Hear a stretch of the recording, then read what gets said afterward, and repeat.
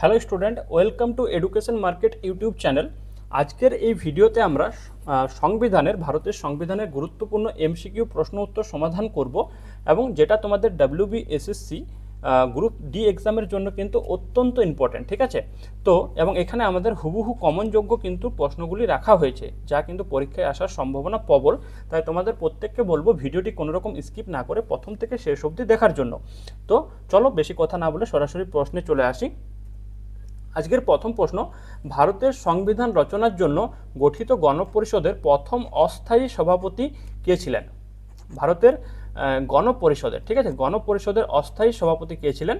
তো সঠিক উত্তর হবে সচিদানন্দ সিনহা। সচিদানন্দ সিনহা কিন্তু ভারতের সংবিধান রচনার জন্য যে গণপরিষদ গঠন করা হয়েছিল সেখানের জন্য অস্থায়ী সভাপতি হয়েছিল এবং তিনি সবথেকে সেই মানে সভার আর কি সবথেকে কী বলবো বয়স্ক মানুষ ছিলেন এবং ওনাকে দুদিনের জন্য কিন্তু সভাপতি নির্বাচন করা হয়েছিল এবং তারপরে সভাপতি হয়েছিলেন ডক্টর রাজেন্দ্র প্রসাদ। পরের প্রশ্নটি আমরা দেখে নিই। আচ্ছা, এখানে দেখো একটা টপিক তোমাদের উল্লেখ করা আছে, বলা আছে যে ফরাসি প্রথা অনুসরণ করে পরিষদের বয়োজ্যেষ্ঠ মানে সবথেকে বয়স্ক সদস্য হিসাবে সচ্চিদানন্দ সিনহাকে বেছে নেওয়া হয়েছিল। এর ঠিক দুদিন পরে 11 ডিসেম্বর, তাহলে সচ্চিদানন্দ সিনহা কিন্তু আমাদের 9 ডিসেম্বর এবং 11 ডিসেম্বর ডক্টর রাজেন্দ্র প্রসাদ স্থায়ী সভাপতি হন। তাহলে যদি প্রশ্ন থাকে যে সংবিধানের স্থায়ী সভাপতি কে ছিলেন, সেক্ষেত্রে উত্তর হবে ডক্টর রাজেন্দ্র প্রসাদ। পরের প্রশ্ন, কত সালে ভারতীয় সংবিধান গৃহীত হয়? কত সালে বা কত তারিখে ভারতীয় সংবিধান গৃহীত হয়? কার্যকর নয়, গৃহীত হয় বলেছে। তাহলে গৃহীত হয় হবে 26শে নভেম্বর 1949। 26শে নভেম্বর 1949-এ গৃহীত হয় এবং 26শে জানুয়ারি 1950 এই সময় কিন্তু সংবিধান কার্যকর হয়। ঠিক আছে, এই সময় সংবিধান কিন্তু কার্যকর হয়, এটা মনে রাখবে। তাহলে এই দিনটাকে আমরা কিন্তু প্রজাতন্ত্র দিবস হিসাবে পালন করি। মৌলিক অধিকার ফান্ডামেন্টাল রাইটস সংবিধানের কত নম্বর অংশে বর্ণিত? তাহলে আমাদের ফান্ডামেন্টাল রাইটস বা মৌলিক অধিকার কত নম্বর অংশে রয়েছে? তো সঠিক উত্তর হবে পার্ট 3। ঠিক আছে, এখানে একটা পয়েন্ট উল্লেখ করা আছে, দেখো, সংবিধানের এই অংশটিকে ভারতের ম্যাগনা কার্টা বলা হয়। তাহলে কোশ্চেন এটাও থাকতে পারে যে ভারতের ম্যাগনা কার্টার সংবিধানের কত নম্বর অংশকে বলা হয়? তো এটা হবে পার্ট 3 এবং এটি নাগরিকদের অধিকারের রক্ষা কবচ। ঠিক আছে, ভারতীয় নাগরিকদের অধিকারের রক্ষা কবচ। পরের প্রশ্ন, অস্পৃশ্যতা দূরীকরণ সংবিধানের কোন ধারায় উল্লেখ আছে? তাহলে অস্পৃশ্যতা দূরীকরণ আছে আমাদের আর্টিকেল 70। 17 নম্বর আর্টিকেলে কিন্তু অস্পৃশ্যতা দূরীকরণের কথা বলা হয়েছে। পরের প্রশ্ন, সংবিধানের কোন ধারাকে ডক্টর BR আম্বেদকর সংবিধানের হৃদয় ও আত্মা বলেছেন? তাহলে সংবিধানের হার্ট অ্যান্ড সোল কোন ধারাকে বলা হয়? তো সেটা হবে আর্টিকেল 32। 32 নম্বর ধারাকে সংবিধানের হৃদয় ও আত্মা বলা হয় এবং কে বলেছেন? Doctor BR Ambedkar. আচ্ছা দেখো, এখানে পয়েন্টটা পড়ে নাও। এখানে লেখা রয়েছে, এই ধারার মাধ্যমে কোনো নাগরিকের মৌলিক অধিকার লঙ্ঘিত হলে তিনি সরাসরি সুপ্রিম কোর্টের দ্বারস্থ হতে পারেন। আমাদের যে মৌলিক অধিকারগুলি আছে 6টি, সেই মৌলিক অধিকার যদি আমাদের লঙ্ঘিত হয় কোনো কারণে, তাহলে সেটা আমরা কিন্তু সুপ্রিম কোর্টের দ্বারস্থ হতে পারি এবং সুপ্রিম কোর্ট 5টি রিট জারি করতে পারে। ঠিক আছে, পরের প্রশ্ন, লোকসভার সদস্য হওয়ার জন্য ন্যূনতম বয়স কত হওয়া প্রয়োজন? তাহলে লোকসভার সদস্য হওয়ার জন্য ন্যূনতম বয়স হওয়া প্রয়োজন হচ্ছে 25 বছর। 25 বছর বয়স হলে আমরা লোকসভার সদস্য হতে পারি আর কি, তার কমে হওয়া যাবে না। ঠিক আছে, পরের প্রশ্ন, ভারতের প্রথম নাগরিক হিসাবে কাকে গণ্য করা হয়? ভারতের প্রথম নাগরিক বা ফার্স্ট সিটিজেন হিসাবে কাকে গণ্য করা হয়? খুবই সহজ প্রশ্ন, রাষ্ট্রপতিকে ফার্স্ট সিটিজেন বলা হয় এবং তিনি ভারতের 3 বাহিনী স্থল, নৌ ও বিমানের প্রধান সেনাপতি। ঠিক আছে, তাকে ইমপিচমেন্ট পদ্ধতির মাধ্যমে পদচ্যুত করা যায়। ঠিক আছে, ধারা 61। তাহলে রাষ্ট্রপতিকে পদচ্যুত করার জন্য ইমপিচমেন্ট করা হয় এবং কত নম্বর ধারায়? 61 নম্বর ধারায়। ঠিক আছে, পরের প্রশ্ন, নির্দেশমূলক নীতি ডিপিএসপি কোন দেশের সংবিধান থেকে নেওয়া হয়েছে? সঠিক উত্তর অপশন বি, আয়ারল্যান্ড থেকে নেওয়া হয়েছে। ডিপিএসপি আয়ারল্যান্ড থেকে নেওয়া হয়েছে। ঠিক আছে, এবং মৌলিক অধিকার কোথা থেকে নেওয়া হয়েছে? মৌলিক অধিকার নেওয়া হয়েছে আমেরিকা থেকে। ঠিক আছে, এই ধরনের প্রশ্নই থাকবে।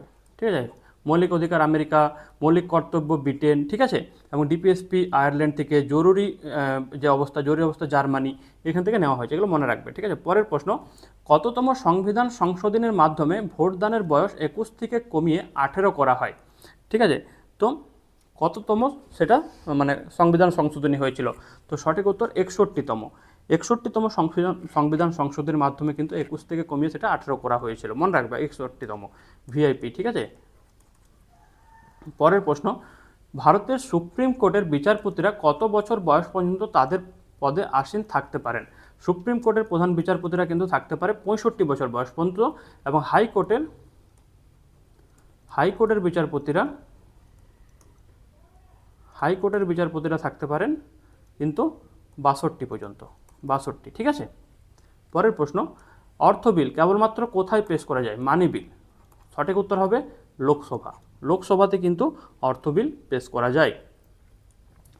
পঞ্চায়েতি রাজ ব্যবস্থা কততম সংশোধনের দ্বারা সাংবিধানিক স্বীকৃতি পায়? ঠিক আছে, পঞ্চায়েত রাজ ব্যবস্থা কততম সংশোধনের দ্বারা সাংবিধানিক স্বীকৃতি পায়? সঠিক উত্তর হবে আমাদের সি, অর্থাৎ 73তম সংশোধনের মাধ্যমে। দেখো পয়েন্টটা এখানে উল্লেখ করা আছে, পয়েন্টটা পড়ো। রাজস্থান ভারতের প্রথম রাজ্য যেখানে পঞ্চায়েত ব্যবস্থা চালু হয়েছিল। রাজস্থান ভারতের প্রথম রাজ্য যেখানে পঞ্চায়েত ব্যবস্থা চালু হয়েছিল, কোন জেলা? নাগর জেলাতে, ঠিক আছে, রাজস্থানে। বর্তমান ভারতীয় সংবিধানে মৌলিক কর্তব্যের সংখ্যা কয়টি? ঠিক আছে, তাহলে বর্তমান ভারতীয় সংবিধানে মৌলিক কর্তব্যের সংখ্যা কিন্তু 11টি, ঠিক আছে, 11টি মৌলিক কর্তব্য রয়েছে এবং 6টি আমাদের মৌলিক অধিকার রয়েছে, ঠিক আছে। 7টি ছিল, একটি মৌলিক অধিকার বাদ দেওয়া হয়েছে, সেটা হচ্ছে সম্পত্তির অধিকার, মৌলিক অধিকারের থেকে, এবং মৌলিক কর্তব্য কিন্তু 11টি, ঠিক আছে। সংসদের যৌথ অধিবেশনে কে সভাপতিত্ব করেন? সংসদের যৌথ অধিবেশনে সভাপতিত্ব করেন লোকসভার স্পিকার সংসদের যৌথ অধিবেশনে সভাপতিত্ব করেন। পরের প্রশ্ন, ভারতের জরুরি অবস্থা জারি করার ক্ষমতা কার আছে? তো সঠিক উত্তর রাষ্ট্রপতি কিন্তু জরুরি অবস্থা জারি করতে পারেন। ভারতীয় সংবিধানের কোন সংশোধনীকে মিনি কনস্টিটিউশন বলা হয়? ভারতীয় সংবিধানের কোন সংশোধনীকে মিনি কনস্টিটিউশন বলা হয়? সঠিক উত্তর 42তম সংশোধনীকে কিন্তু মিনি কনস্টিটিউশন বলা হয়। রাজ্যসভার সদস্যদের কার্যকালের মেয়াদ কত বছর?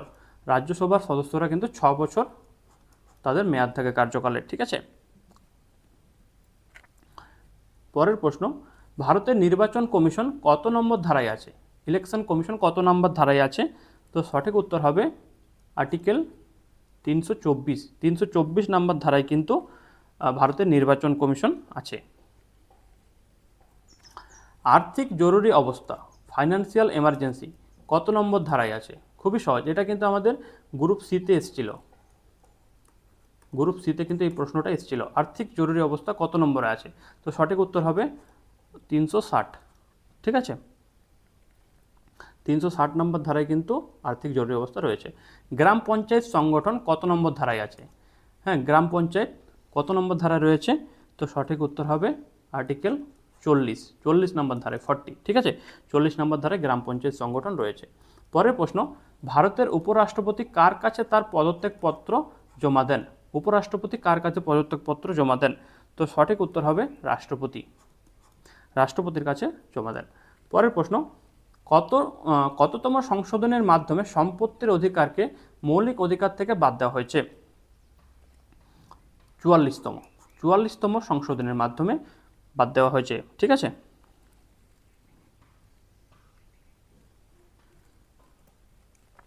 ভারতের সংবিধান সংশোধন করার পদ্ধতি কোন দেশের অনুকরণে নেওয়া হয়েছে? সংবিধান সংশোধন কোন দেশের থেকে নেওয়া হয়েছে? তো দক্ষিণ আফ্রিকা থেকে নেওয়া হয়েছে। ভারতের সংবিধানের অভিভাবক কাকে বলা হয়? তো সঠিক উত্তর সুপ্রিম কোর্ট কিন্তু ভারতের সংবিধানের রক্ষা করে, ঠিক আছে। শিক্ষা কোন তালিকার অন্তর্ভুক্ত? তো সঠিক উত্তর যুগ্ম তালিকার অন্তর্ভুক্ত। রাজ্যপালকে শপথ বাক্য পাঠ করান কে?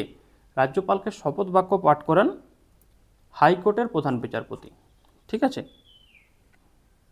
হাইকোর্টের প্রধান বিচারপতি রাজ্যপালকে শপথ বাক্য পাঠ করান। পরের প্রশ্ন, নীতি আয়োগ কত সালে গঠিত হয়? নীতি আয়োগ কত সালে গঠিত হয়? সঠিক উত্তর 2015 সালে।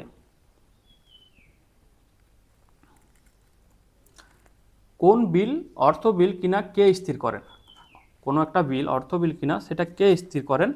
সঠিক উত্তর লোকসভার স্পিকার। বর্তমানে কয়টি তফসিল আছে? সংবিধানে কয়টি তফসিল আছে? শিডিউল কতগুলি আছে? তো সঠিক উত্তর 12টি। 12টি তফসিলি কিন্তু বর্তমানে আছে। পরের প্রশ্ন এবং লাস্ট প্রশ্ন, প্রস্তাবনা বা প্রিএমবেল ধর্মনিরপেক্ষ সমাজতান্ত্রিক শব্দ দুটি কবে যুক্ত হয়? প্রিএমবেলে মানে এই শব্দ দুটি কবে যুক্ত হয় প্রস্তাবনায়? তো সঠিক উত্তর হবে 1946 সালে 42তম সংশোধনের মাধ্যমে, যেটাকে আমরা বলি মিনি কনস্টিটিউশন। ঠিক আছে, মিনি